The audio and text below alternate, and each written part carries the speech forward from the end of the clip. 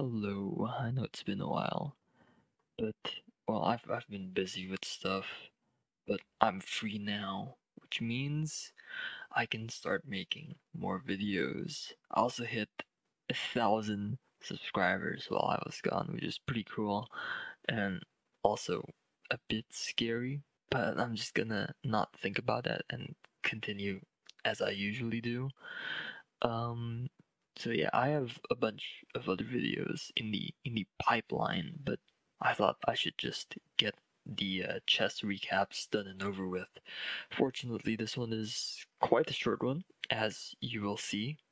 This is game 3 against James Flint. This is an interesting matchup because he's one of the guys that I came down with to Leicester for this championship. So he's also part of the chess club that I'm in. And I'm playing white, he's playing black, and this game started sort of with sort of same opening as I had in game 1, and this is all just theory stuff, so we're just gonna skip over it really. And h5 over here is, I don't know, it's gearing up for an attack, but I just felt that it's a bit too premature for an attack really. um you're not fully developed yet, and you're not castled or anything like that. It's just too premature for an attack. I mean, well, typically what you should be doing in an opening is to strive for control over the center, and I thought his attack would just amount to not anything significant, so that's I just decided to ignore it and just decided to focus on the center a bit more. So that's what I was doing, and this is all correct so far. Plus 0.9, it's good for me. H5 is indeed a blunder, as the computer suggests. And he plays another mistake over here, which is G6 plus 1.5 now. I guess the idea is bishop G7, which sort of contributes to controlling the center, but not in the best or the most optimal way. Computer's asking for d5 or e5, which is understandable because, like, yeah, contest the center. Otherwise, I'm just gonna, you know, just steamroll you down over the center. It doesn't matter what you're doing over here. It's bound to be too slow anyway, I feel. So, yeah. So once g6 was played, I knew I had to do something in the center, just continue to exert control over it. So knight c3 is an idea. There's also the pawn push, which looked a bit more appealing to me because it's a bit more forcing. So that's what I focused my eyes on at the time. The problem is that I have two pawn pushes to choose from, and I have to pick one of them to play. Thing is, I thought both of them were good, so I didn't really put much thought into which one I should push. Turns out that's a really important choice because one of them loses all of my advantage, just turns it into a draw, and the other one actually keeps the advantage. If you want to pause and figure out which one's which, you're welcome to do so. So e5 is not correct because it leads to a bunch of trades and liquidation, which you typically don't want to do if you're at an advantage and you have sort of the control over the center, because trading everything down just makes you lose all of that control. I don't know. I don't know why it slipped my mind, honestly. Um, because it was just the opening. I don't really think in the opening really that much. I should change that, but yeah, I didn't really think that much between the choices of these two pawn moves. So unfortunately, I did play e5. What he could do is just trade everything down. So takes, queen trade. Can't take because I'll just take back. So knight here, and then well, maybe bishop f4 to reinforce this pawn because it is a pretty finicky pawn, and a computer says it's like a draw, but I would rather play black here honestly because black has much better pieces. This bishop's about to become a monster in this diagonal. White's not quite developed yet. I mean, it's, yeah, it's unpleasant for white. to say the least. And if you just compare that with d5, well, first of all, d5 does not lead into a bunch of trades. You win the tempo by kicking this knight away. It doesn't have many good squares available. This is these two squares are a bit too awkward. You can just kick it off again immediately. Going back is a bit, well, yeah, there's really no point because you can't really reroute it. Like, this pawn is just restricting the movement too much. Going here, you have to move this knight first and then push this pawn before you can bring the knight out to f7. It's just a bit, yeah, a bit unpleasant if you send the knight backwards. So yeah, what makes sense the most is to bring the knight over to e5. That's really the only valid option here. So knight e5, and we can trade. Rather, we should trade because this pawn then turns into a weakness, which is pretty important. So, for example, if you play something like knight c3, that just loses all of our advantage immediately. So the best move, in fact, is knight d2 or knight a3, as you can see over here. And the idea is to just reroute the knight over to, well, either c4 or f3, where it can attack this pawn. We can also add b3, bishop b2 into the mix, fianchetto, to further add pressure onto this pawn, and we'll just sort of win that way, really. The plan is to just focus our attack on that pawn, also just expand on the queen side a bit, and white is just super comfortable here, as it's black really that's struggling in this position, not white. So that's what could have happened. Unfortunately, I played e5, which is the worser pawn move. Fortunately, though, my opponent decided to keep things more interesting, more spicy by committing to the attack with knight g4. But I did not see this as a threat whatsoever, because firstly I can just play h3 to kick the knight away, and it has to go to h6, which is, well, it sort of looks bad on h6, but I guess it can go to f5 and sort of attack this pawn, but I felt that this was a bit too slow, because by the time he just remaneuvers the knight to f5, I would have already begun to just continue steamrolling my pawns forward, so there's really no point. So that's indeed what I went for. I played h3, and I was expecting knight h6, but this is what I got instead. So black is offering this knight up for grabs. It's a knight sacrifice, but what's the point of it?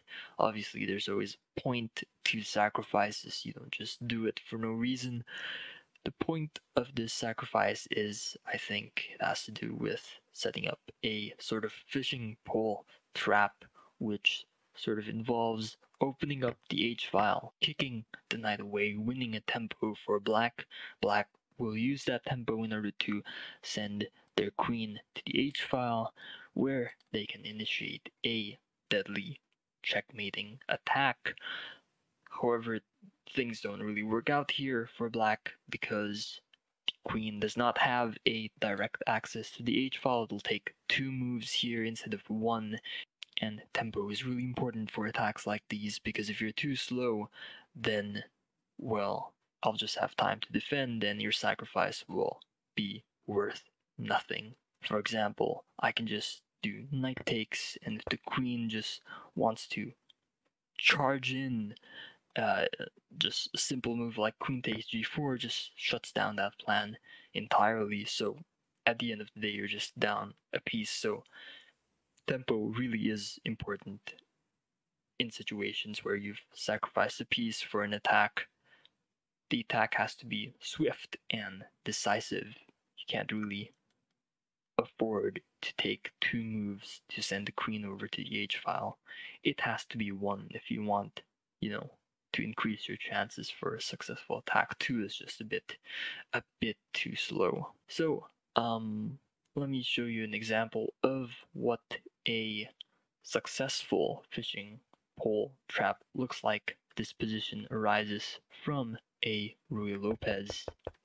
This is, as you can see, this is an actual opening, but it's not a good one. As you can see, it's plus 2.6, so don't actually play this. The only merit of this knight g4 move is that it sets up a fishing pole attack, which might work for people who are unaware of the idea. So another thing I should probably mention is why it's called a fishing pole trap, because, well, people don't just arbitrarily decide to name things on random. This obviously has a sort of reasoning behind it, and I'll explain the reasoning because it might help with understanding. So the knight here acts as a bait. So what is it baiting in? What is it luring in? It's luring in the h-pawn, which acts as a fish. So knight is the bait, it lures in a fish, and then we set up a hook, and the fish takes the bait, and we hook in the fish. So that's why it's called the fishing pole trap. It's a pretty cool analogy if you're looking to study slash remember these concepts. Anyway, this is a good example because the queen can directly access the H file in one move instead of two moves. Like I said, tempo is important in attacks where you've sacrificed a piece. It has to be quick, clean, and decisive. You're threatening the knight, so it has to move away, but the knight relinquishes control over the h4 square, so the queen can go to h4, and then this mate is just, you can't really do anything about it. Something like f3 or f4 to make some space is just, well, it's just futile, because you can push the g-pawn, it blocks this square, and then h1, queen h1 is just unstoppable. So yeah, it's just mate into, it's, yeah, it can be quite deadly, but not in this instance wherein, yeah, the difference between 2 and 1 is quite big when you've sacrificed a piece. So yeah, I was pretty confident that this fishing pole strategy didn't work because the queen just isn't able to get to the h-file quick enough. So I thought about taking the knight, but then I also looked at d5 here, which is a neat little intermezzo I could throw in. It's an intermezzo, it attacks a knight, so I'll be attacking two knights at once. So it doesn't really change the position that much. At the end of the day, I'm winning a knight either way. It's fine. And so it's a good intermezzo to throw in if I wanted to. And I thought that I should because, well, if he moves the knight away, then this pawn will be not protected anymore. So he moves this knight away, I take this knight, and then this pawn will just be up for grabs. Right, so that's sort of my line of reasoning. I'm also going to gain the tempo on the queen. So d5 intermezzo. He moved his knight to b4 and turn off the engine, and I thought I could throw in another intermezzo if I wanted to. You know, I threw in one intermezzo, why not throw in another one? So that's just what I played. This pawn is going to be lost either way, it's fine. I don't really care about that. And then, well, yeah, my next move is obvious, just take the knight. And you can see the idea of the intermezzo here now, because, well, I kicked the knight away, the knight was over here. I let it dance around a bit. Point is, it's no longer on c6, which means that I could take this pawn. So that's what I did. I attacked the queen. So he played queen d6 with the idea of x-raying the h2 square. Again, it's the same sort of fishing pole idea. Get the queen to the h-file, have an attack on my king. I did see this happening, and I was just contemplating knight takes g4 because that would just protect the h2 square, so there's nothing to worry about. f5 I saw, but I thought I had knight c3. This is what I saw, and if takes, then I can take the knight back and we restore equality. And I know I'm allowing queen h2, but this is no longer dangerous because my king can escape, and also this g2 pawn is protected by the queen. So this is what I saw. Also, if knight takes instead of pawn takes.